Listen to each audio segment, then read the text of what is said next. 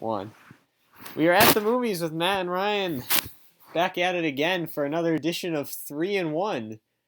This time though, we're reviewing two movies and we're talking about the Golden Globes, our kind of reactions. So I mean, it's really two movies, but Two plus one. yeah, two plus one. Yeah. So the One of Golden. the first of 2018 as well. So Yeah, one of the movies we're reviewing is the first of 2018, and that movie is Insidious, the final. Was it the last key? The last the Jedi? last, it's the fourth entry in the Insidious saga. Yeah, I don't think I've seen the other three.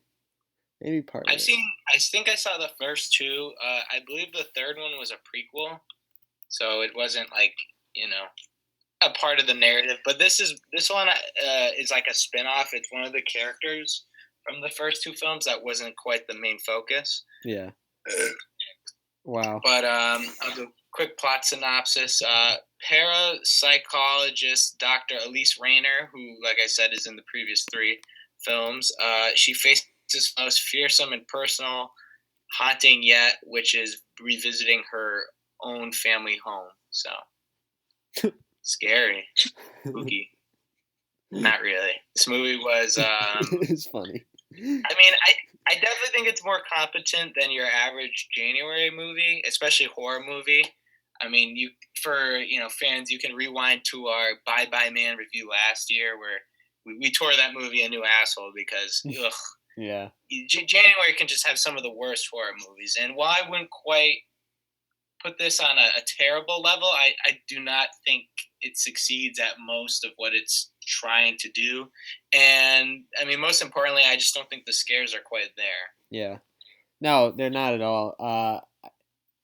Yeah, I mean, even like the jump scares, which I usually don't like in horror movies, weren't effective. And this movie, it was a blast, though. I mean, it was funny. It was funny as hell. The last 25 minutes are like priceless.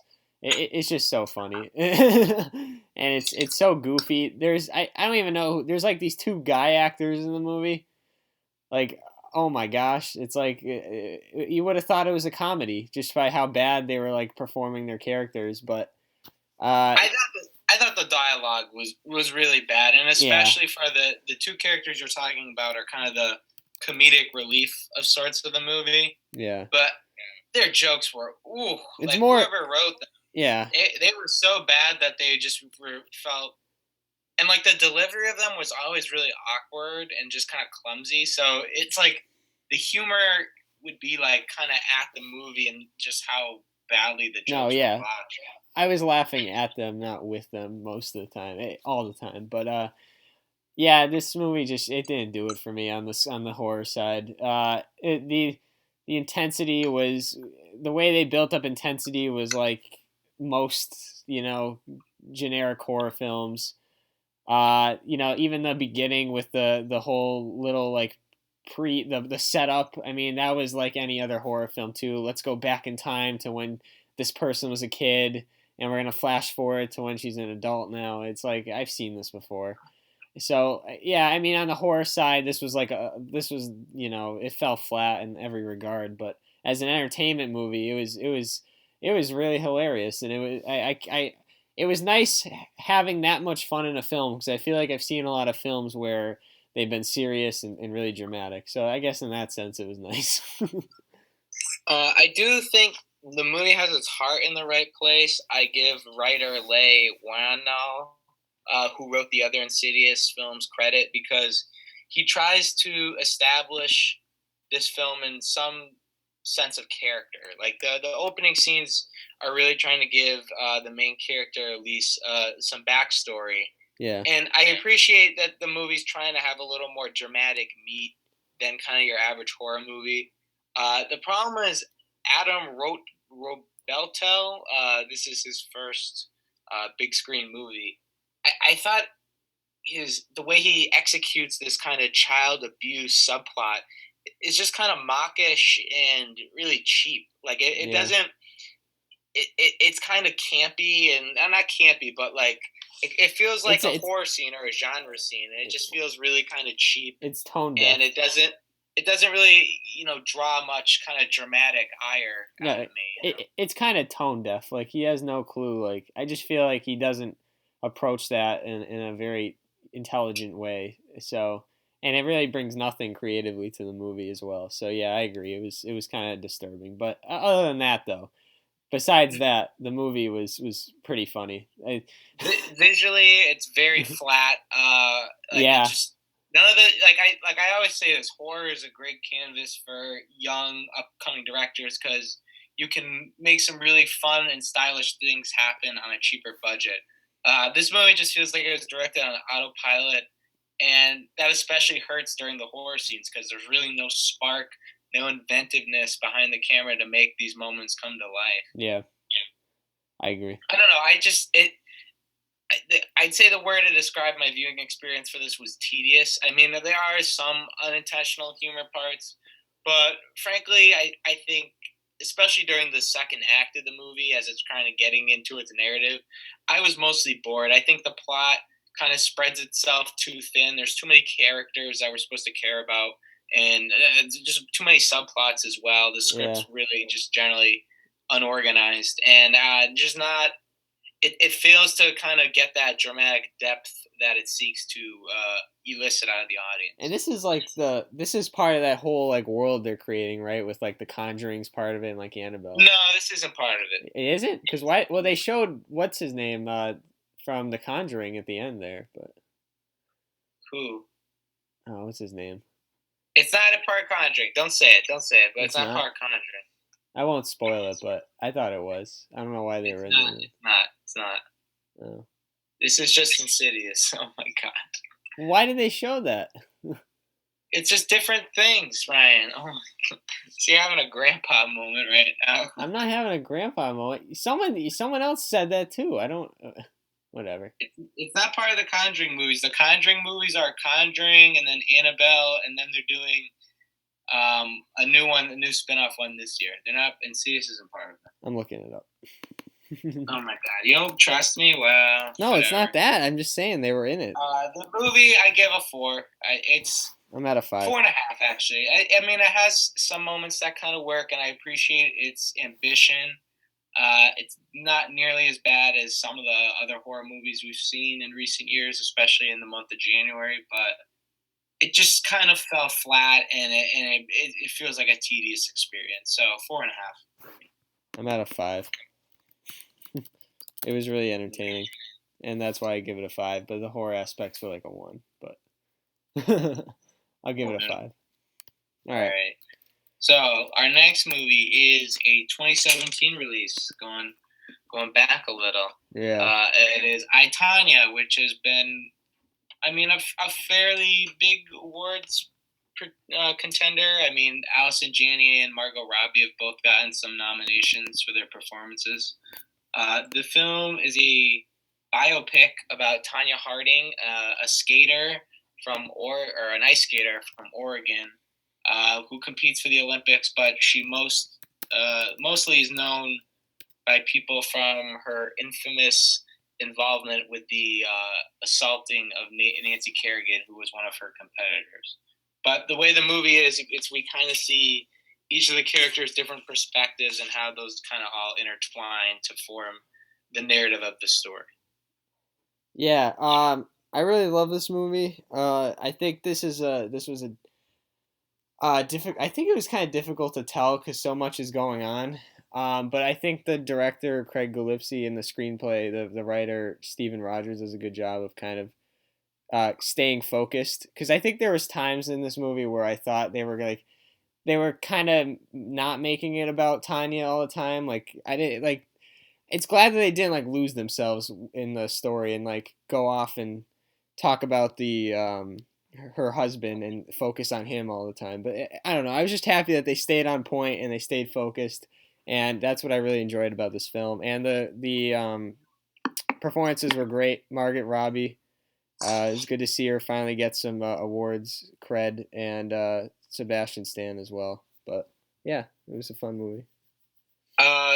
I think Gillespie, his direction here definitely feels kind of in vein with maybe David O. Russell or Martin Scorsese with like Goodfellas, where it's very much in your face. You have a lot of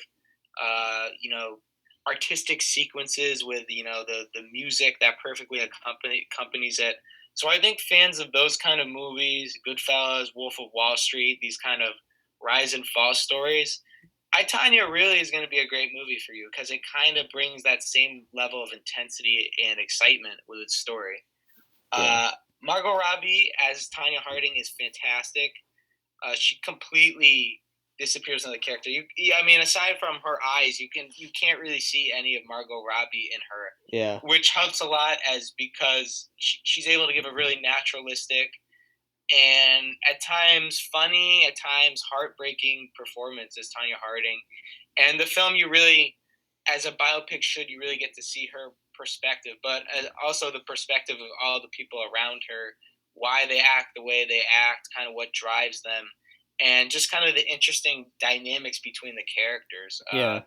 Both, yeah, both her relationship with her mom, played by Allison Janney, who won the Golden Globe for Best Supporting Actress, and then her husband, played by Sebastian Stan. Like the moments that they share together are all very impactful because their chemistry is great, and then the movie really establishes those dynamics. Yeah, it was a great movie to bring to life, and or great story to bring to life, in my opinion. Because like, I think there's a lot of like things in this movie, a lot of scenes in this movie where it's almost like mind blowing to like, right, to like understand that this actually happened. Like the way like Jeff, like her boyfriend or whatever he is now, her ex husband, like acted it that way. Like it's almost like insane to think about that. And I think this movie was interesting in that sense. There's just a lot of things that were like just almost like wow, I can't believe that happened in back then and leading up to the Nancy Kerrigan thing.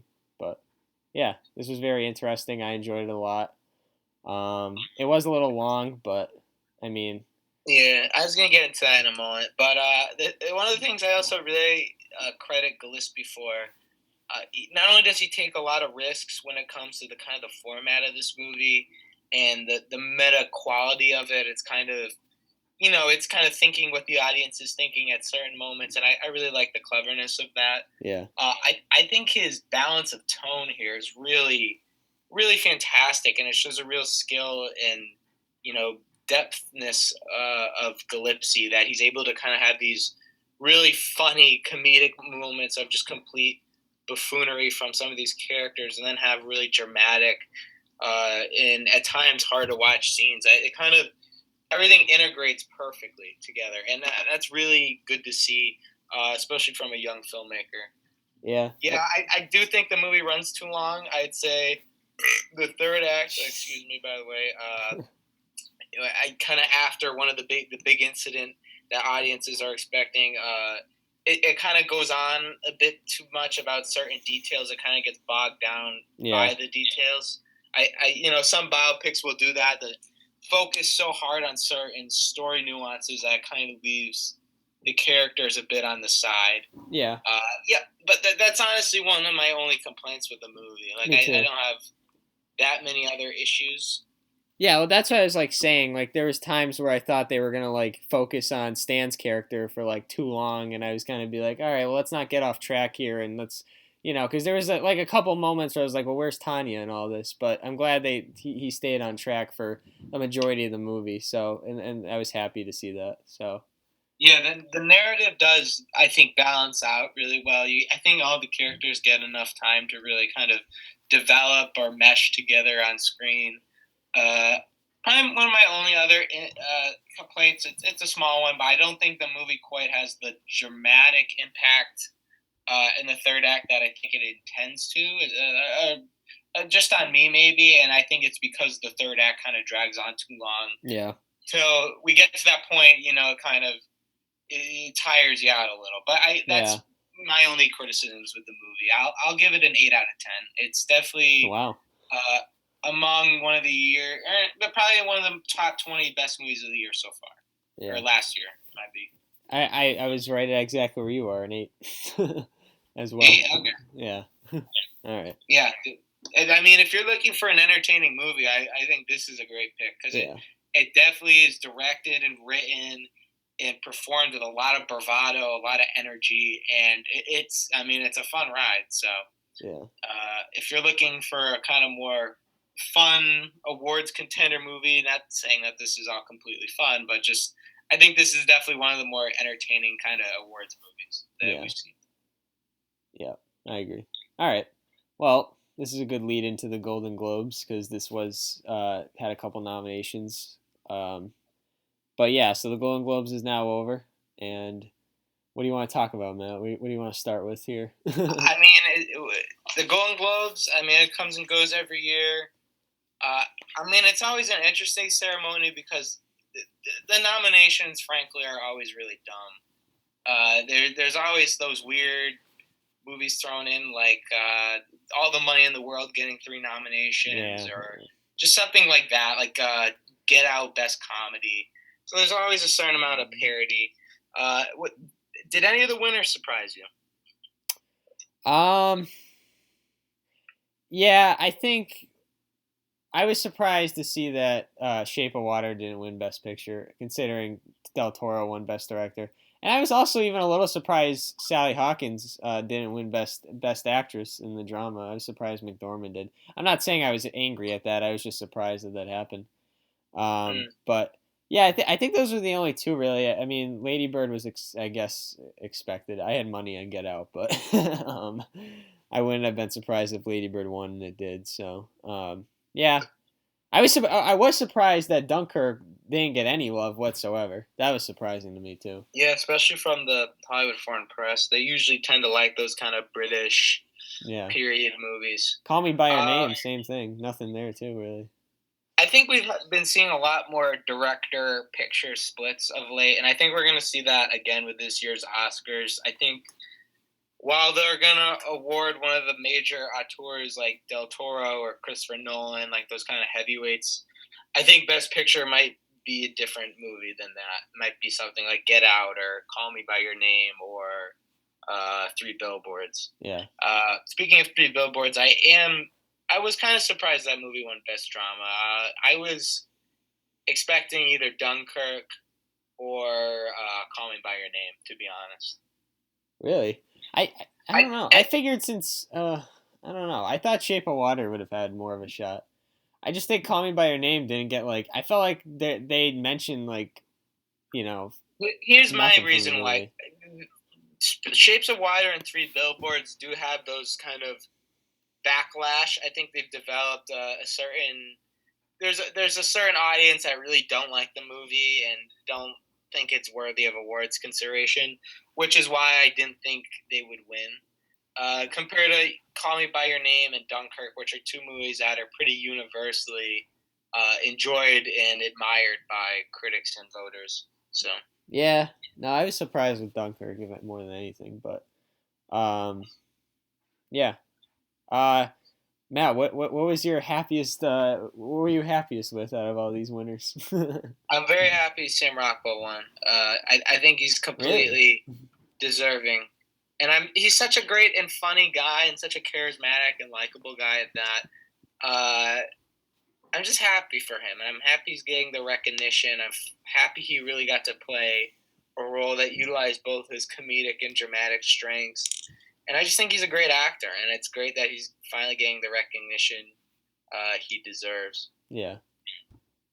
I loved. I mean, I was stupid to put money on this, but I still loved how Lady Bird won because it's my favorite movie of the year. So, Yeah, Ryan bet against it. I don't know what he's well, doing, I just but okay. Here's what I just thought that Get Out was like, the movie still. funny. No, I thought like everyone was like talking about like still, and it was like 9 months ago. It's over. It's a year Yeah, now, but but I feel like a lot of people were iffy about it being labeled as a comedy.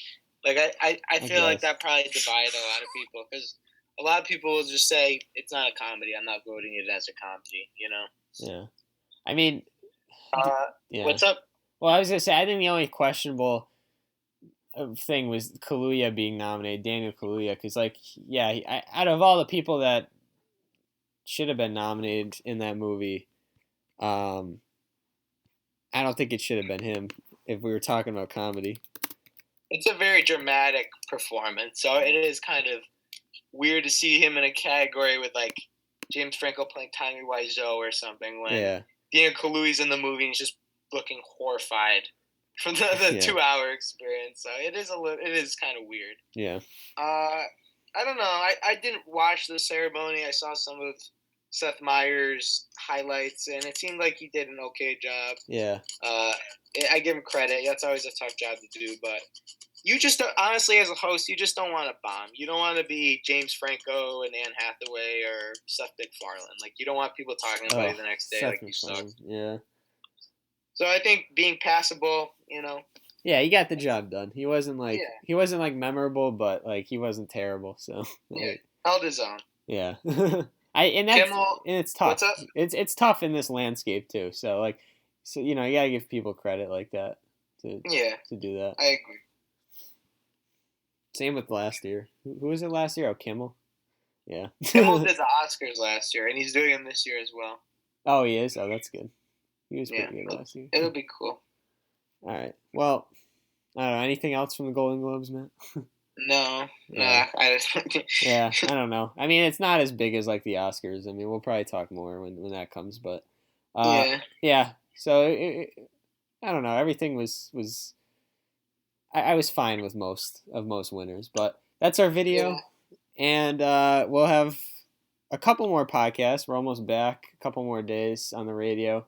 But for now, I'll put this one up. You could check this video out as well as our past content on our YouTube channel at The Movies with Matt and Ryan. Thank you for listening, and see you guys.